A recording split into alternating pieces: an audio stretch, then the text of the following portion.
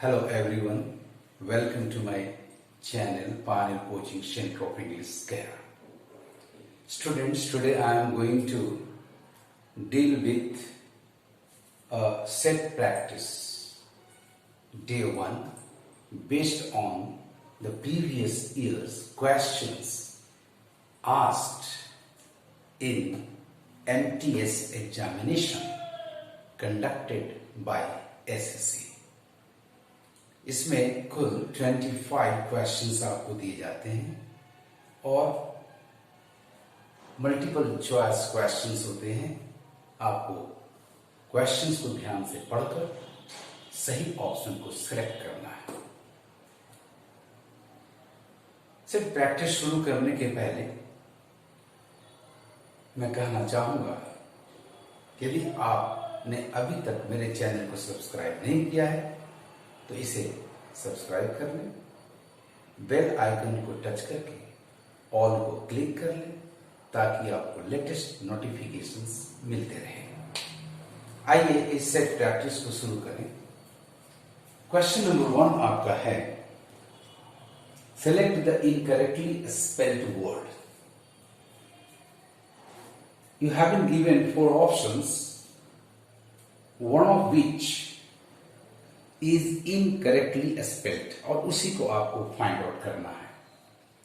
Word power आपका strong होना चाहिए ताकि आपको सिलेक्ट करने में दिक्कत ना हो। नंबर ए देखा जाए, डीलर, DEALER, व्यापार करने वाला, व्यवहार करने वाला, स्पेलिंग बिल्कुल करेक्ट है।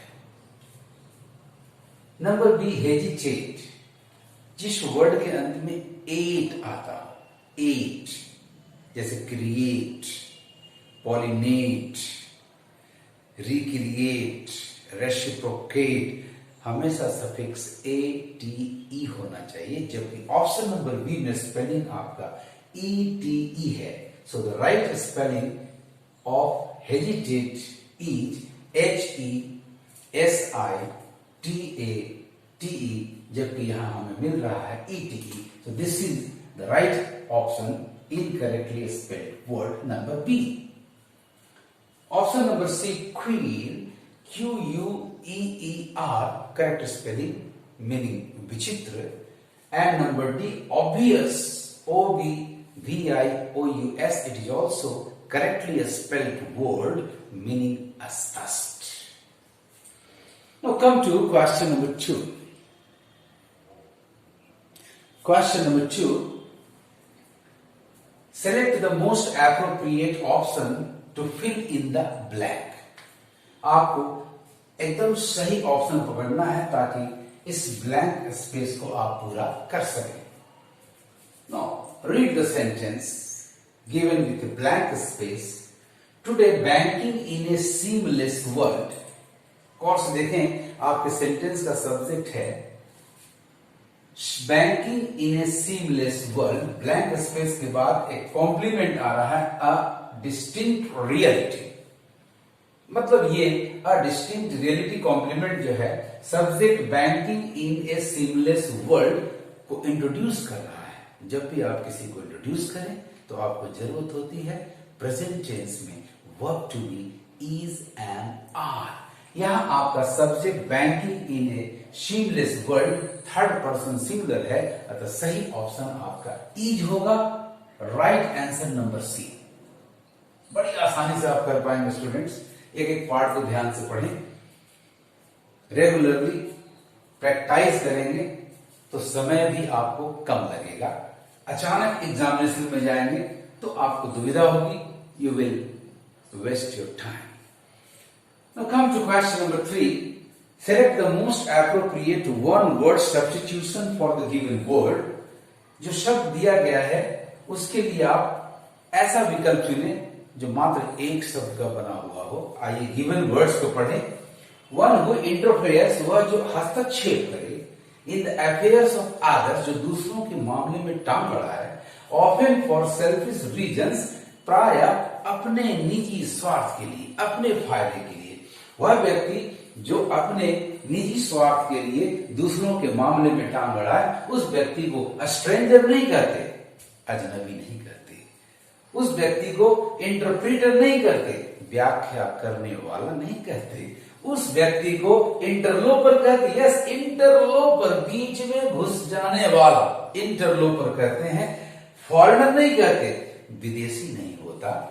राइट आंसर आपका नंबर सी है, इंटरलोपर।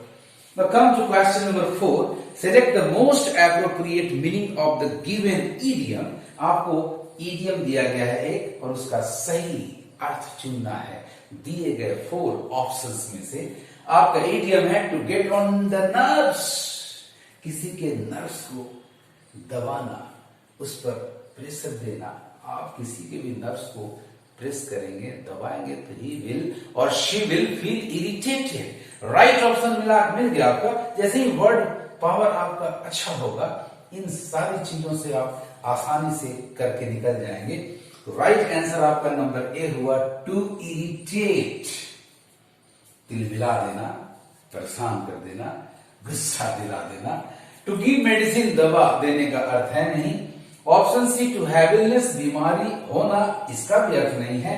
And number D to soothe, आप किसी के नर्व्स पर चढ़ जाएंगे, दबा देंगे तो उसको राहत नहीं मिलेगी बल्कि परेशानी मिलेगी। यानी आपका ऑप्शन नंबर डी भी रॉन्ग जा रहा है। तो right answer, right option to question number 4 is number A, to irritate. Now come to question number 5. Select the most appropriate option to substitute the underlined segment in the given sentence. एक sentence दिया होगा जिसमें एक part को underline किया जाएगा, जैसा कि आप देख रहे हैं बाय नियरली को अंडरलाइन किया गया है। यदि ये underlined part, underlined statement correct है तो आपको no substitution is required opt करना है। यदि ये गलत है तो फिर बाकी के 3 में से आपका एक सही आंसर चुनना है। Now the sentence is during the winter months, जाड़े के महीनों के दौरान, during the winter months, bears go without food by nearly 6 to 7 months. यहाँ बिना भोजन के ये रहते हैं bears लगभग 6 से 7 महीने। लगभग का सेंस है तो नियरली परफेक्ट है, but 6 to 7 months period of time है, उसके लिए फॉर प्रीपोजिशन का प्रयोग होता है। प्रीपोजिशन बाय हमेशा डिफरेंस दिखाता है। You are late by 10 minutes, she is older than I by 2 years। So right answer आपका होगा फॉर का ऑप्शन, और वो आपके पास 2 जगह है, एक नंबर बी और एक नंबर डी। डी में आपका ऑप्शन है फॉर क्वाइट। क्वाइट का मतलब बिल्कुल होता है, जबकि सेंस यहाँ 6 से 7 लगभग का सेंस है, तो आपका बी रूल्ड आउट हो जा रहा है। Right option is number D for almost. The correct option is number D for almost.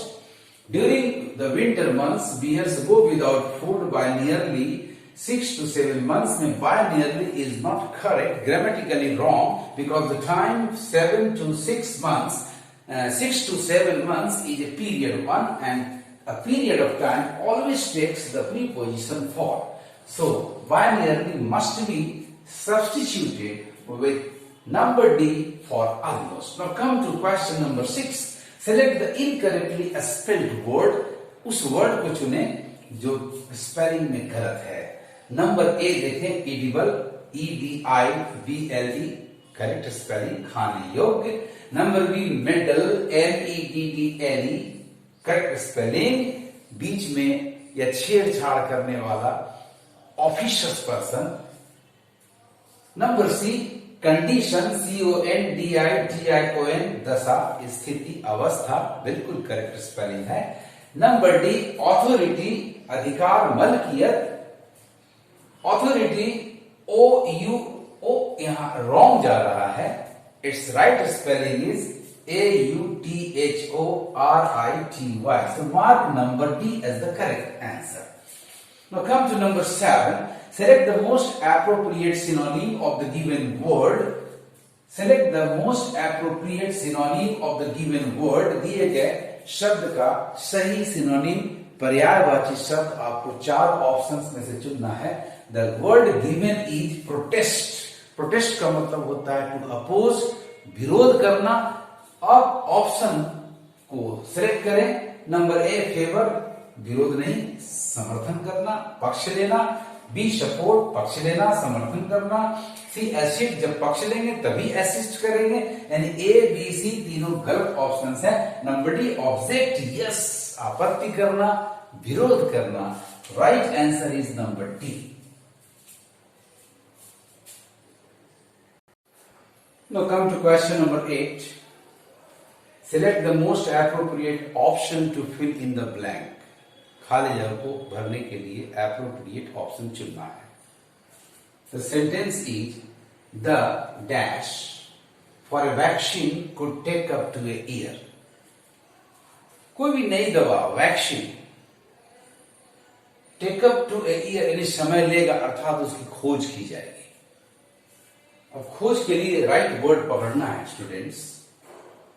Number A search है, जिसका अर्थ खोज होता है। नंबर बी चेज, पीछा करना। नंबर सी परसूट, खोज करना। एंड नंबर डी ट्रैक, पीछे पीछे जाकर पता लगाना। अब देखिए इसमें तीन वर्ड्स लगभग मैच कर रहे हैं, number A, number C and number D.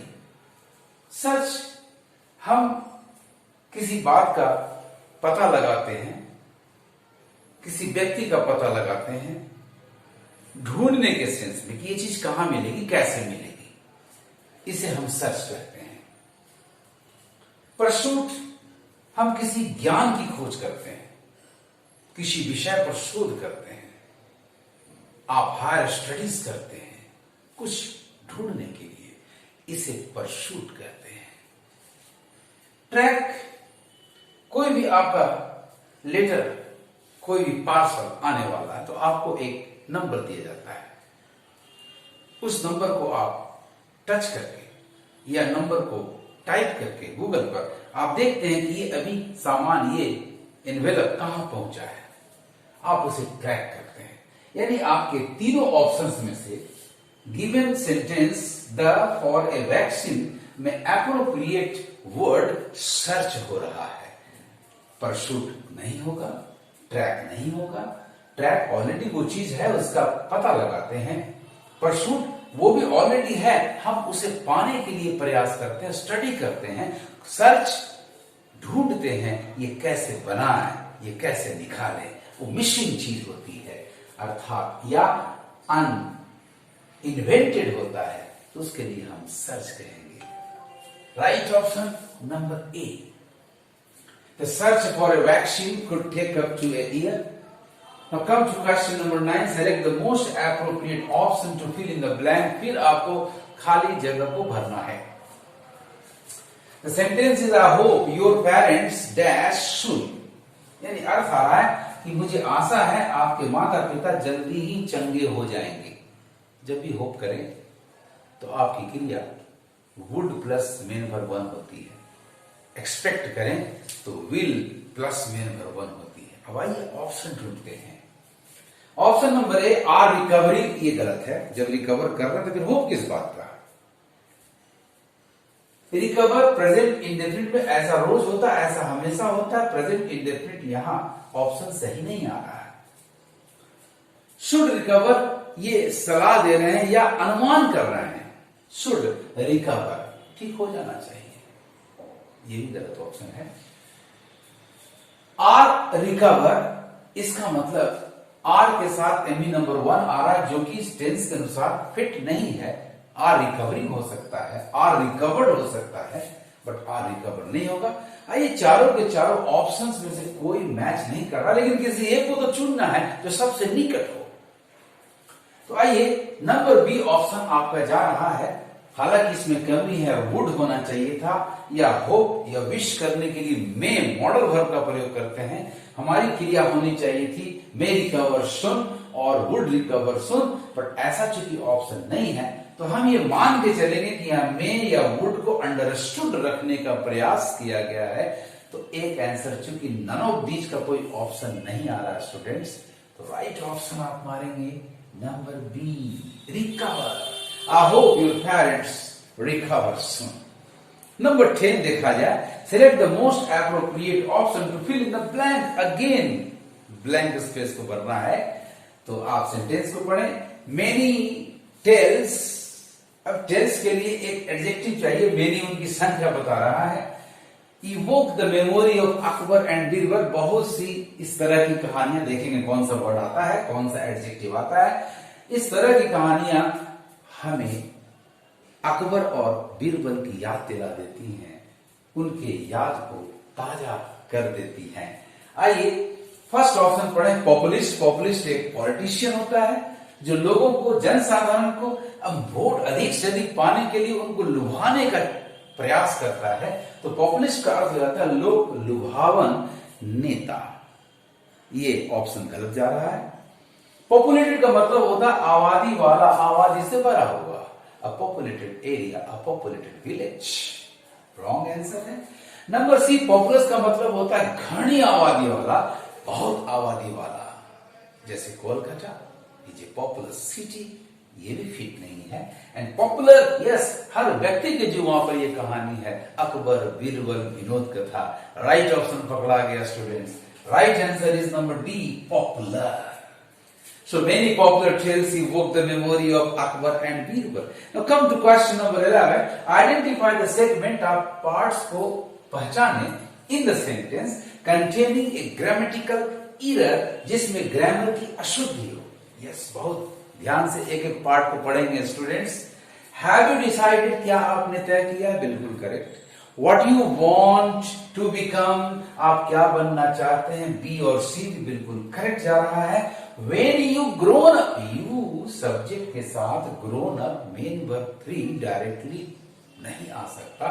यहाँ मेन वर्ब 2 हो सकता है, ग्रीव अप, लेकिन इधर का टेंस देखिए आपका प्रेजेंट है, तो फिर ये भी प्रेजेंट होगा जब तुम बड़े हो जाओगे। फ्यूचर जा रहा है, विल की भी संभावना बन सकती है आपके अनुसार, लेकिन याद रखें व्हेन यू ग्रोन अप ये एडवर्ब क्लॉज, और एडवर्ब क्लॉज की क्रिया विल शैल नहीं लेती, इंस्टीड वो प्रेजेंट इंडेफिनिट की क्रिया लेती है। तो राइट आंसर आपका होगा, सेंटेंस का ये पार्ट होना चाहिए, व्हेन यू ग्रो अप, जब आप बड़े होंगे, यानी आपका option number, segment number D में एक ग्रामेटिकल एरर है। मार दीजिए segment number D as your answer.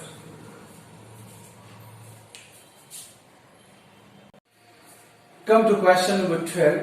Identify the segment in the sentence which contains a grammatical error. आपको दिए गए सेंटेंस में वह सेगमेंट पकड़ना है जिसमें ग्रामेटिकल एरर हो, ग्रामर की अशुद्धि हो। The sentence is seldom has the discoveries of the world's greatest discoverers like Copernicus or Galileo been forgotten. आप ध्यान दें, पहला segment A, seldom has the discoveries, आपका सब्जेक्ट डिस्कवरीज प्लूरल है और प्लूरल के साथ हैव का प्रयोग होगा, हैज का प्रयोग नहीं होगा। आपका एरर पकड़ा गया students. Mark number A as the correct answer, बाकी सारा करेक्ट है।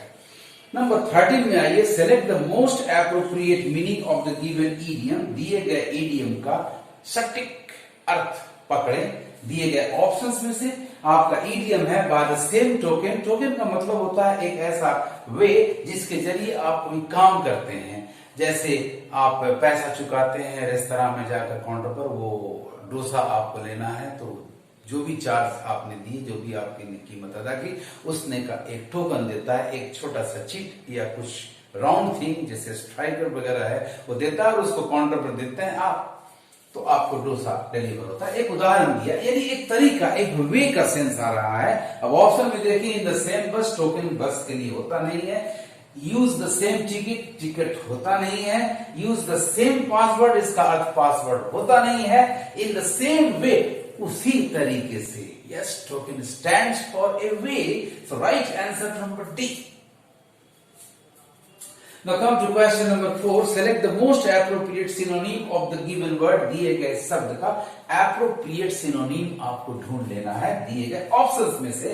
आपका दिया गया वर्ड है, the given word is indulgence. Indulgence का मतलब होता है बहुत ज्यादा लगाव होना, इतना लगाव होना कि वो व्यक्ति यदि कोई गलती भी कर दे तो जाने देते हैं, छोड़ दो, बच्चा है, छोड़ दो, नादान है, ये कह करके। आइए ऑप्शन देखते हैं। नंबर ए, लेनियंसी का मतलब ही होता है very mildness, having full of mild nature in order to let the person committing a mistake or mischief go away. Leniency, attentiveness, किसी चीज पर ध्यान देना, accuracy, exactness, सही सही शुद्धता, and diligence, D का मतलब होता है मेहनत। तो राइट ऑप्शन आपका पकड़ा गया, answer number A, leniency। Now come to question number 15. Identify the segment in the sentence which contains a grammatical error. आपको दिए गए सेगमेंट्स में ग्रामेटिकल एरर पकड़ना है। सेंटेंस है, हर सेगमेंट को ध्यान से पढ़ें। वी डू होप, हम आशा करते ही हैं, स्ट्रेस है, करेक्ट है। You are enjoy this online course, इसका मतलब ये अभी चल रहा है, यानी आपका टेंस प्रेजेंट कंटिन्यूअस होना चाहिए।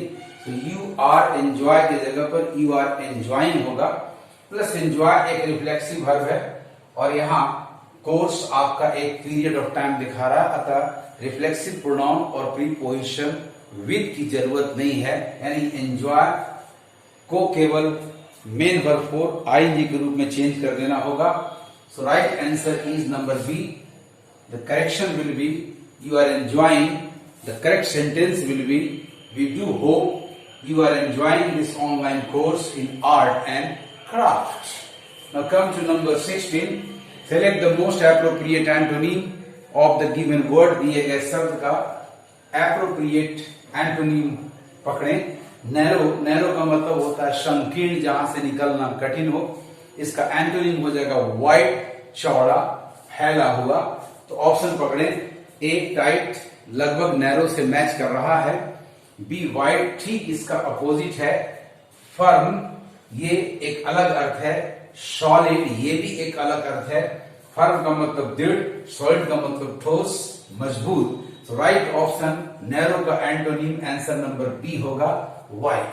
Number 17, select the most appropriate option to substitute the underline segment in the given sentence. दिए गए वाक्य में जिस पार्ट को अंडरलाइन किया गया है, यदि वो गलत है तो आप दिए गए ऑप्शंस में से सब्स्टिट्यूट करें उसे, और यदि सही है तो नो सब्स्टिट्यूशन रिक्वायर्ड का ऑप्शन सेलेक्ट करें। आइए सेंटेंस पढ़ें। आई कैंट लिव, मैं नहीं रह सकता, at a place which is far from the sea, समुद्र से दूर स्थल पर मैं निवास नहीं कर सकता। I can't live is the right segment, अतः no substitution is required here. Mark answer number B.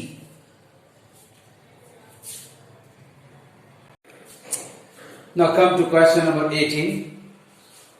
Select the most appropriate one word substitution. आपको दिए गए सेंटेंस के लिए, दिए गए ग्रुप ऑफ वर्ड्स के लिए वन वर्ड सब्स्टिट्यूशन सेलेक्ट करना है। The sentence given is, restore someone to health or normal life after imprisonment etc. etc. कोई व्यक्ति सजा काट कर आए, बीमार होकर चंगा हो, किसी एडिक्शन से उबर कर आए, तो उसे फिर से हेल्थ या नॉर्मल लाइफ में वापस लाना। इसके लिए सही ऑप्शन होगा आपका रिहैबिलिटेट। रिहैबिलिटेट, जीवन में पुनर्स्थापित करना। आइए ऑप्शन देखते हैं। यस, ऑप्शन नंबर ए आपका बिल्कुल सही आ रहा है, रिहैबिलिटेट। ऑप्शन बी, रीइंस्टेट, फिर से बहाल करना, नौकरी वगैरह में पॉलिसी आपका लैप्स कर गया है तो उसको फिर से लागू करना, रीइंस्टेट। रिनोवेट, मॉडिफाई करना, किसी चीज में परिवर्तन लाकर उसको एक नया रूप देना। एंड रिफर्बिश, फिर से सजा देना, फिर से उसे सारे सुसज्जित सामानों से युक्त कर देना। तो आपका option B, C and D applicable नहीं हो रहा है। So right option to question number 18 is rehabilitate, इसका सिनोनिम रिस्टोर है। Now come to question number 19. Select the most appropriate antonym of the given word. दिए गए शब्द स्लाई के लिए सही एंटोनिम आपको पकड़ना है। स्लाई का मतलब होता है कनिंग, कनिंग का मतलब हो गया बेईमान, बहुत ही कुटिल स्वभाव या नियत वाला। ऑप्शंस को देखें, थिक, थिक मीन्स साइज में मोटा, स्टिफ मीन्स कड़ा, ऑनेस्ट ईमानदार, या स्लाई का जस्ट अपोजिट है, एंड स्लो का मतलब धीमा, इसका कोई रिश्ता उससे नहीं है। So right answer is number C, honest. Question number 20, select the most appropriate option to substitute the underlined segment in the given sentence। आपको सेंटेंस दिया गया है और उसमें एक पार्ट को अंडरलाइन किया गया है, यदि वो सही है तो no substitution required, option number D होगा, और यदि गलत है तो ए बी सी में से आपको सही पकड़ना है।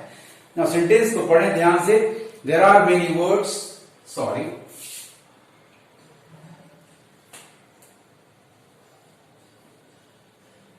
There are many birds in the veranda today. आज बरामदे में बहुत सारे पक्षी हैं। Hema please feed those.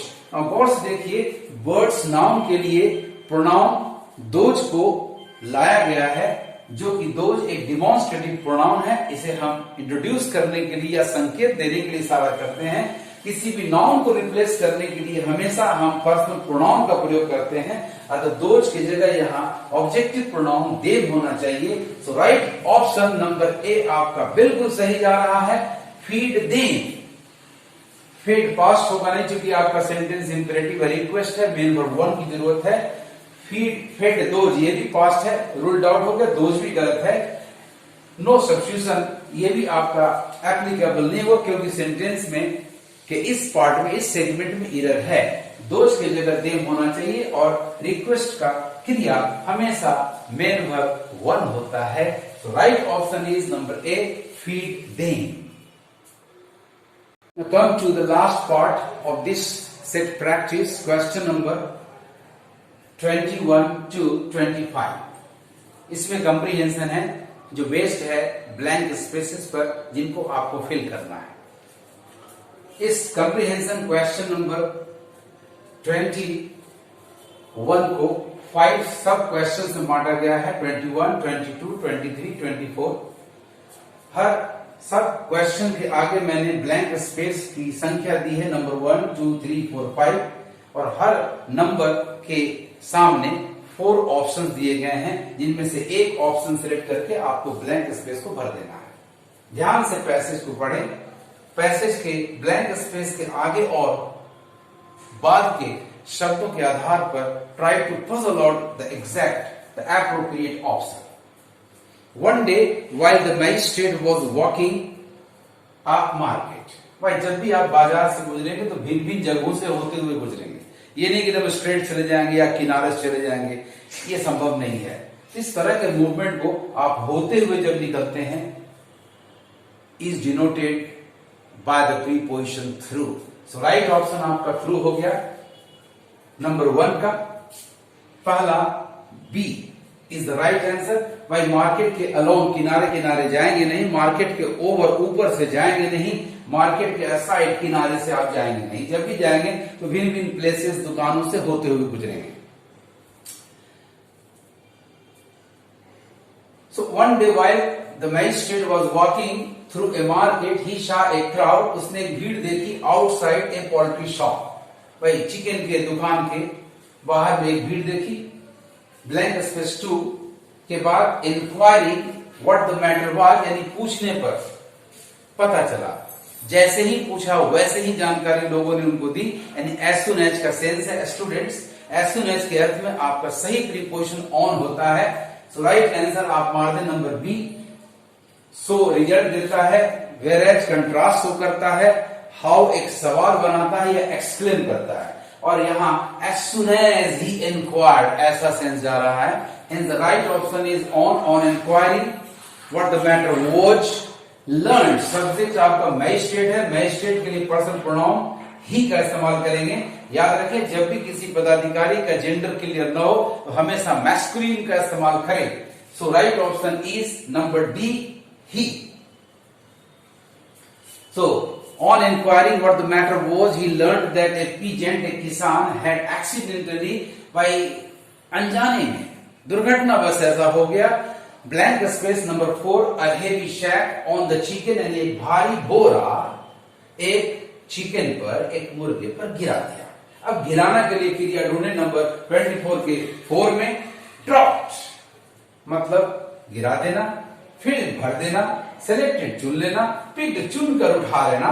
Right option आपका नंबर ए हुआ, dropped. Accidentally dropped a heavy shack on the chicken, blank space eat to death, यानी उसको मौत तक पहुंचा दिया। और जब भी बोरा, भारी सामान किसी पर गिरेगा तो वो उसमें पिसा जाएगा, क्रश हो जाएगा।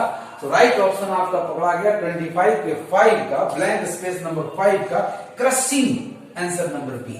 इस तरह से आपका पैसेज कंप्लीट हुआ। स्टूडेंट्स, आप दिए गए क्वेश्चन चाहे परीक्षा कोई भी हो, एक एक पार्ट को, एक एक सेगमेंट को, एक एक हिस्से को ध्यान से पढ़ें और अपने वर्ड पावर, अपने टैलेंट, अपने स्किल का प्रयोग करें पेशेंटली, बड़े धैर्य के साथ, और सही ऑप्शन को चुनकर अच्छा अंक लाएं। Best of luck. ये परीक्षा जल्दी होने वाली है, अतः मेरी शुभकामनाएं आपके साथ हैं। आपको मेरा ये वीडियो कैसा लगा, लाइक करेंगे, कमेंट करेंगे और शेयर करेंगे। Thank you for watching my video.